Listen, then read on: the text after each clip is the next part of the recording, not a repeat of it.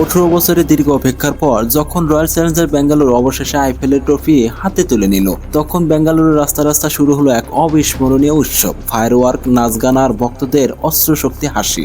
আরসিবির final জয়ের উদযাপন ছিল যেন একটা সিনেমার ক্লাইম্যাক্স। 3 জুন 2025 আহমেদাবাদের নরেন্দ্র মোদী স্টেডিয়ামে আরসিবি পাঞ্জাব কিংসকে 6 রানে হারিয়ে তাদের প্রথম আইপিএল শিরোপা জিতেছে। শেষ বলটি যখন বোল্ড হলো, জস হাউসলডের হাতে শশাঙ্ক সিং এর উইকেট পড়লো, তখনই মাঠে যেন একটা আবেগের ঝড় বয়ে গেল। বিরাট কোহলি, যিনি 18 বছর ধরে এই দলের জন্য নিজের যৌবন উৎসর্গ করেছেন, মাঠে হাঁটু গেড়ে বসে পড়লেন, চোখে জল।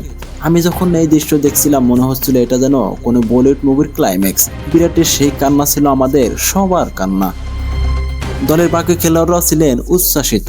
রজত পাতিদার, দলের নতুন অধিনায়ক, ট্রফিটা হাতে নিয়ে যখন উঁচু করে ধরলেন, স্টেডিয়ামে ইশালা কাপ নাম দিয়ে স্লোগান যেন আকাশ কাঁপিয়ে দিল। এবি ডিভিলিয়ার্স আর ক্রিস গেল, যারা বছরের পর বছর আরসিবির ব্যাটিং এর মেরুদণ্ড ছিলেন, তারাও মাঠে ছিলেন। এবি তার মোবাইলে এই মুহূর্তগুলো রেকর্ড করেছিলেন, আর গেলের সেই হাসি দেখে মনে হচ্ছিল তিনি যেন বলছেন, অবশেষে আমরা করেছি। ম্যাচ শেষ হওয়ার পর আরসিবির ড্রেসিং রুমে যেন একটা পার্টি শুরু হয়ে গেছিল।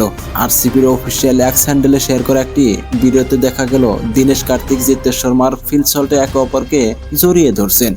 কুনাল পান্ডিয়া, যিনি ম্যাচে 4 ওভারে মাত্র 17 রান দিয়ে 2 উইকেট নিয়েছিলেন, তিনি ছিলেন দলের হাসির উৎস। কুনাল বললেন, আমি হার্দিককে ফোনে বলেছি পান্ডিয়া পরিবার এখন 9টি আইপিএল ট্রফি হবে। দীনেশ কার্তিকের একটি সাক্ষাৎকারে তিনি বললেন, এই জয় শুধু আমাদের জন্য নয়, ভক্তদের জন্য। 18 বছর ধরে তারা আমাদের পাশে ছিল। জিতেশ শর্মা বলেন, বিরাট ভাইয়ের জন্য আমি খুব খুশি। 18 বছরের অপেক্ষা, এটা তার জন্য একটা জাদুকরী মুহূর্ত। এই কথাগুলো শুনে আমার মনে হলো, এই দলটা শুধু খেলোয়াড় নয়, একটা পরিবার। আর এই পরিবারের মধ্যে যে একতা, তাই জয়কে আরো বিশেষ করে তুলেছে। আরসিবির জয়ের খবর ছড়িয়ে পড়তে বেঙ্গালুরু যেন একটা উৎসবের শহরে পরিণত হয়েছিল। এমজি রোড, ব্রিগেড রোড আর করামঙ্গলার রাস্তায় ভক্তরা লাল হলুদ জার্সি পরে নেমে পড়েছিল। কেউ কেউ গাড়ির ছাদে উঠে নাচছিলেন, কেউ আবার ফায়ার ওয়ার্ক ছড়ছিলেন। একটি পোস্ট দেখলাম, এক ভক্ত লিখছেন, ইশালা কাপ নামদো। এই স্লোগানটা যেন বেঙ্গালুরুর প্রতিটি গলিতে প্রতিধ্বনি হচ্ছিল। আমি নিজে যখন এই ভিডিওগুলো দেখছিলাম, মনে হচ্ছিল আমি যেন সেখানে রাস্তায় দাঁড়িয়ে আছি, হাতে আরসিবির পতাকা নিয়ে।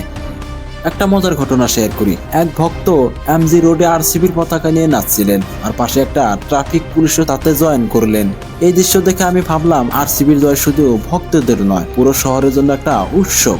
সোশ্যাল মিডিয়ায় ভাইরাল হওয়া একটি ভিডিওতে দেখা গেল ভক্তরা কোহলি কোহলি আর আরসিবি স্লোগান দিচ্ছে, আর কেউ কেউ বিরাটের সেই আইকনিক জার্সির নম্বর 18 পোস্টার নিয়ে নাচছেন। আরসিবির এই জয় শুধু একটি ট্রফি নয়, এটা ছিল 18 বছরের হতাশা, আশা আর অধ্যবসায়ের ফল।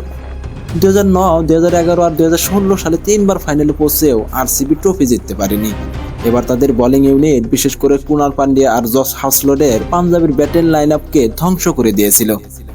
আমার মতে রজত পাতিদারের অধিনায়কত্ব ছিল এই জয়ের একটা বড় কারণ। তিনি শান্তভাবে দলকে নেতৃত্ব দিয়েছেন, যেটা ফাইনালের মতো চাপের ম্যাচে খুবই গুরুত্বপূর্ণ।